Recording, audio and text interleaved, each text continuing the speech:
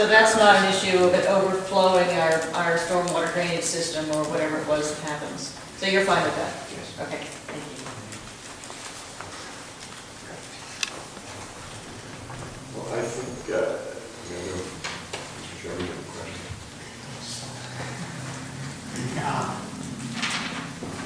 This may be a condition. In Michael's report, he talks about the rain garden. He talks about considering these certain species, and the rain garden is an important part of the water distribution process. You know, I always worry what happens to a rain garden after 5 years, 10 years if it's not maintained, if you don't have the right vegetation, plants die. You know, you want to put a berm like Mike talks about, water.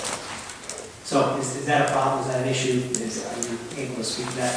As far as the type of plants, I think Mike Ray's recommendations were to have some type of plants that in wet conditions would thrive, not just in dry conditions. And I think we've spoken to the owner about it. He's willing to go to URI and find out what plants they would recommend.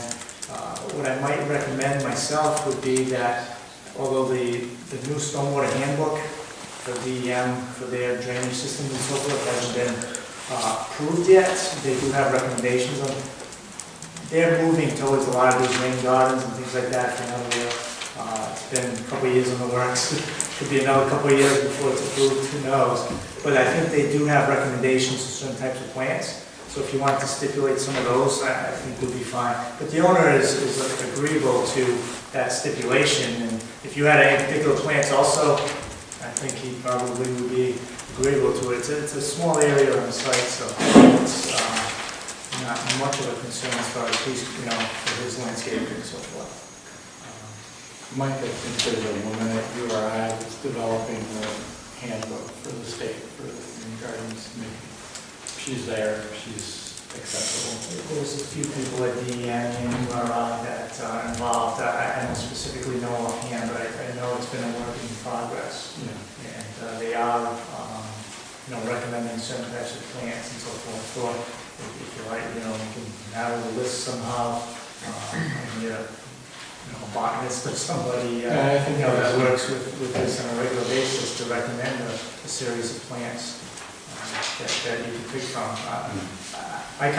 My note was to have it picked by the owner, because I would think that the owner doesn't want something that's going to die every year either. And then he would do a little bit of research. I'm just not sure how you want to recommend that.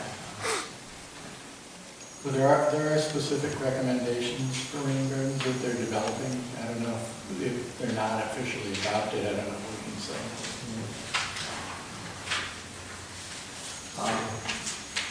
I'm not sure if you wanted to pass that on to, Mike Ray or something like that. We could consult with him, give him a list that would be available.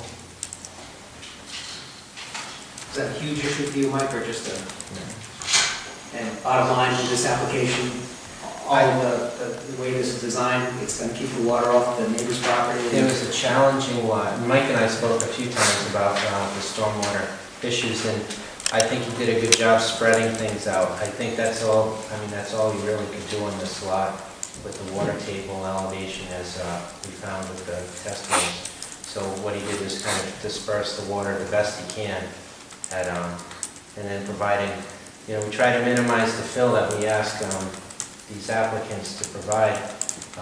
The 12 inches is what we've, as a policy, I think over the number of years we've been reviewing these, is the 12 inches of separation between that bottom of that infiltration system and the water table minimizes the fill and grading on the site, and Mike's provided that. But I think the most importantly, he spread the water out, which, that's all you can really ask him to do. So, and they, obviously the septic system meets the requirements. Thank you.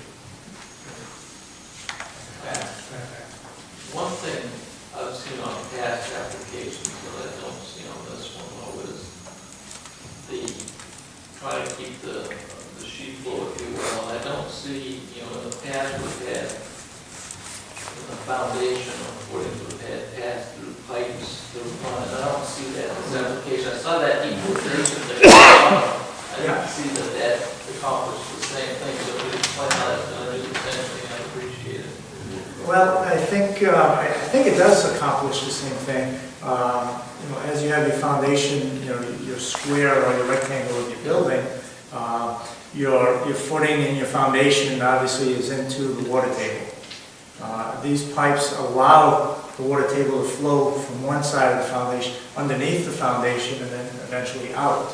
So that there's, in essence, a grid pattern through the building, both ways, 90 degrees to each other, this way and horizontally and this way, so that any groundwater as it comes up is allowed to pass through. But it says there's no discharge outlet from this. No, because all you want to do is equalize the groundwater. You don't want to take and create a subdrain. If you have an outlet, you're creating a subdrain type situation where you're dropping the water table.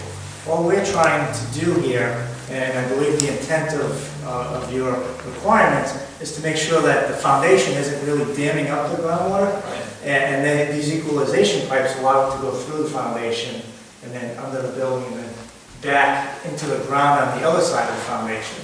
Almost acts as, I guess I'm trying, almost like something to allow it to go back and forth as it rises if it needs to. So these are perforated pipes. They, yes. Okay. The perf here. Yeah. We've done this, we've done this on a couple of other occasions through the year. It, you know, as opposed to just putting crushed stone or something like that, the foundation can still kind of stop the groundwater if you don't have these pipes. So it's just a network of pipes underneath that, as it collects, as the water comes up from the groundwater, wherever it hits it first, it allows it to go back and forth. Almost like tunnels, I guess, is kind of the best way to try to explain it that I can think of. Where are they in relationship to the bottom of the foundation? They are within the footing area. So the elevation of the water table varies from 92 to 94 in the area of the site. The foundation footing will vary between 90 and 94 also. So it's in the water table area. We don't necessarily put it at the highest point, the water table varies, so I try to get it kind of in the middle. So that's in the middle, not the bottom, so it looks almost like it's at It's the in bottom. the middle of the like footing. water. It's in the middle of the footing, I see. okay? To say that we would put it at the highest water table elevation, I don't think is good. And we don't want to put it below the foundation or anything either. So we just kind of put it right through the footing. Kind of makes the most sense for it to allow it to laterally flow. Like where the mean high tide is, right? So that allows water that gets high on one side of the foundation to drain through and come up to the other side? It allows it as it comes up. If it seeks its own level, first of all. Right. So it'll allow it to have some water in those pipes and so forth as it rises. So if you're on the low end, you may have some water in those pipes, but as it rises, it would carry through, or vice versa, so forth, as it lowers and raises. What would prevent it, if you didn't have those, from just going underneath the footing and doing the same thing? It probably does because it rises up. It's just an additional way of making sure that as the water rises, it doesn't kind of get caught on one side of the foundation for whatever reason. I'm not sure that would happen, it's just an extra protection, I guess. No, I just was kind of curious why it was so low. I can understand why you would want it high, but I was curious why it was so low. What's the difference between putting a hole in the footing and not having it at all, as opposed to putting it up like halfway between? It just gives it an easier path, I guess, so to speak. You know, I think in other cases where the water table is near the bottom of the footing, we just put crushed stone, so the voids in the stone will kind of do the same situation. Here, being that it's in the water table, I just thought the pipes would be a little bit better. Okay.